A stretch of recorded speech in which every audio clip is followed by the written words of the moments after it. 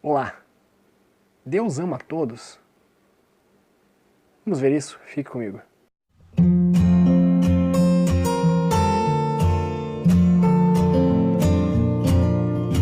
Muitas vezes já ouvimos a frase, não se preocupe, Deus ama todo mundo igual. Será que isso é uma verdade? Talvez a exposição desse assunto seja um pouco contraditória em algumas doutrinas, outra vez a exposição desse assunto seja um pouco incômoda devido à verdade sempre que é trazida, quando uma mensagem é revelada, quando uma mensagem alcança os nossos ouvidos, sempre a verdade muitas vezes pode acabar realmente trazendo incômodo. Mas a gente não pode jamais deixar de falar a verdade para que se torne algo macio, algo confortável aos nossos ouvidos, né? A primeira resposta que eu posso dizer aqui, declarar é que sim, realmente, Deus ele ama a todos, mas não podemos esquecer que Deus, todos os atributos de Deus, eles não têm um que seja mais ou menos, ou seja, Deus ele é tanto amor, quanto ira, quanto justiça, quanto misericórdia. Então os atributos de Deus eles estão numa escala máxima, mas todos são equiparados, né? O Deus ele não se torna um Deus de atributos uns mais elevados do que os outros. Na primeira forma que a gente pode ver essa questão que as pessoas falam, não, realmente Deus ele não ama todos, né? Deus ele ama somente aquele que é da família dele. Há uma verdade, mas também há um ponto de esclarecimento que a gente tem que deixar bem claro, tá? Que o amor de Deus ele veio para o mundo para que o mundo pudesse amá-lo, para que o mundo pudesse conhecê-lo, crer, né, e obedecê-lo. O texto que pode definir isso muito de uma maneira bem clara para nós, que de uma maneira bem expositiva inicialmente, é João 3,16. Vamos até lá? Você conhece, esse é um texto bem conhecido. Porque Deus amou o mundo de tal maneira que deu seu Filho unigênito para que todo aquele que nele crê não pereça, mas tenha a vida eterna. Então, ponto de atenção, Deus amou o mundo de tal maneira que deu seu Filho. Para quê? Qual que é o objetivo? Para todo aquele que nele crê não pereça, mas tenha vida eterna. Então o amor inicial de Deus está sobre todo mundo, sobre toda a sua criação. Inclusive, nós vemos nas Escrituras que Deus ele não tem prazer na morte do ímpio, ele não quer que as pessoas tenham sofrimento, né? Entretanto, Deus quer que você olhe para ele e o reconheça como o Senhor de sua vida, né? Crendo no Filho amado Jesus Cristo, que seja o Salvador de sua vida, tá? Então, se Deus não amasse todos, ele não daria o seu Filho pelo mundo, né? E se Deus não fosse um Deus de amor, um Deus que amasse a todos, ele jamais iria mandar que nós amássemos nossos inimigos.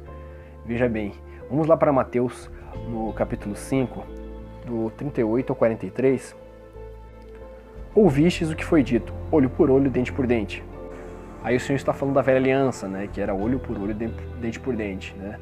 Que você, na verdade, iria sofrer as consequências de acordo com aquilo que você fez, né? Eu, porém, vos digo, aí Jesus falando, não resistais ao perverso, mas se alguém te ofender com um tapa na face direita, volta-lhe também a outra, né? Excedendo injustiça. E se alguém quiser processar-te e tirar-te a túnica, deixa que leve também a capa. Assim, se alguém te forçar a andar uma milha, vai com ele 2. Dá a quem te pedir, e não te desvies de quem deseja que lhe emprestes algo. Ouvistes o que foi dito, amarás o teu próximo e odiarás o teu inimigo. Eu, porém, vos digo, amai os vossos inimigos e orai pelos que vos perseguem. Então fomos até o 44. Então o Senhor, excedendo justiça, fala para que nós amemos os nossos inimigos.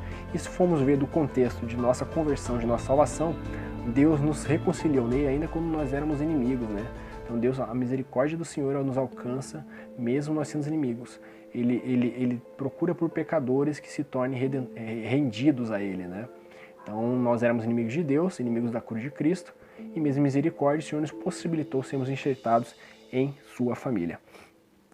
Então assim, o amor de Deus, se a gente for ver sobre os incrédulos, ele se limita ao chamado graça comum, tá? Nós conhecemos sobre a graça e uma graça comum. O que é a graça comum? É tudo aquilo que a misericórdia e a bondade do Senhor alcança, né, até nos ímpios. E nós temos um texto bem esclarecedor sobre isso, que está lá em Mateus também, né? Depois de Jesus falar esse contexto, porque ele fala assim, né, no versículo 45 de Mateus 5. Depois de ele falar para amar os vossos inimigos, né? Para que vos torneis filhos do vosso Pai que está nos céus, pois que ele faz raiar o seu sol sobre maus e bons e derrama chuva sobre justos e injustos. Então o mesmo sol e a mesma chuva que alcança os justos e os bons atinge também os maus e os injustos, né?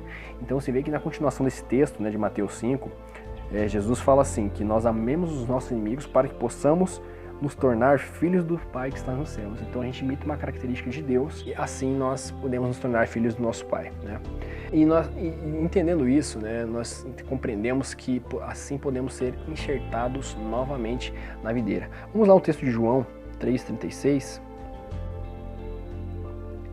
Quem crê no Filho tem a vida eterna. Aquele que não crê no Filho não verá a vida, mas a ira de Deus permanece sobre ele. Então nós podemos perceber que aqui há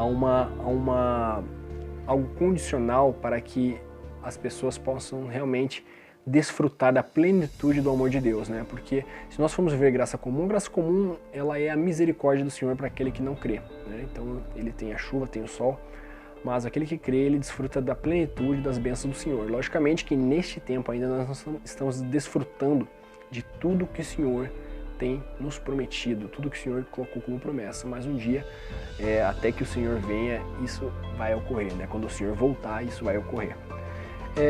No texto de Romanos 11, versículo 22 ao 23, temos o seguinte: considera, portanto, a bondade e a severidade de Deus, severidade para com aqueles que caíram, mas bondade para contigo, desde que permaneças firme na bondade dele, do contrário, também tu serás excluído. E quanto a eles, caso não permaneçam na incredulidade, serão reconduzidos, porquanto Deus é poderoso para enxertá-los novamente. Então, assim, caminhar com o Senhor exige uma permanência, né? Exige uma perseverança.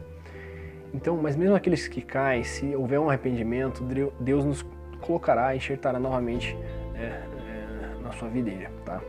Só que a gente tem que perceber o seguinte, que esse texto aqui, ele nos mostra a possibilidade daquele que não crê ser enxertado na família. Então a gente vê que mais uma vez aqui é um texto que aponta para qual é o objetivo, né, do sacrifício de Cristo. Então o amor de Deus no mundo, né, enviou o seu Filho, né, por aqueles que realmente estavam caídos para que pudesse ser enxertado em sua família.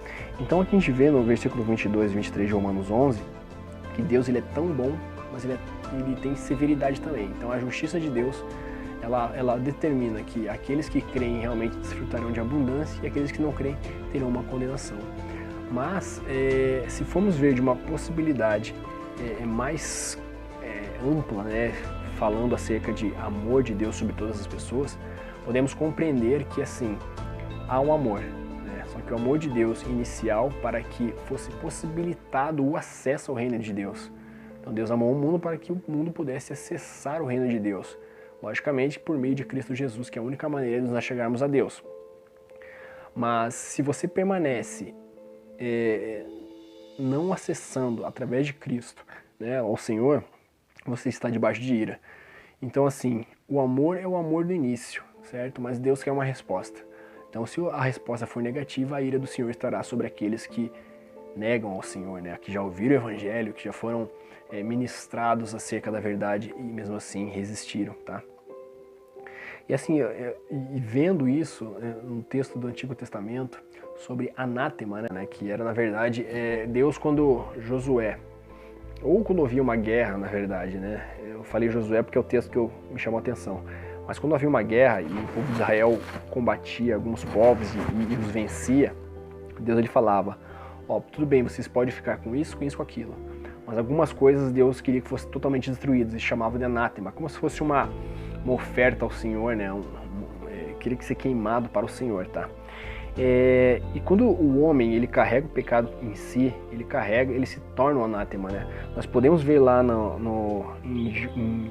depois da queda de Jericó, no texto de Josué 6, né, que houve tudo aquilo, aquela invasão em Jericó e a conquista, nós podemos ver que tiveram alguns homens que realmente pegaram essa oferta de anátema, carregaram para si e acabaram sendo condenados e queimados.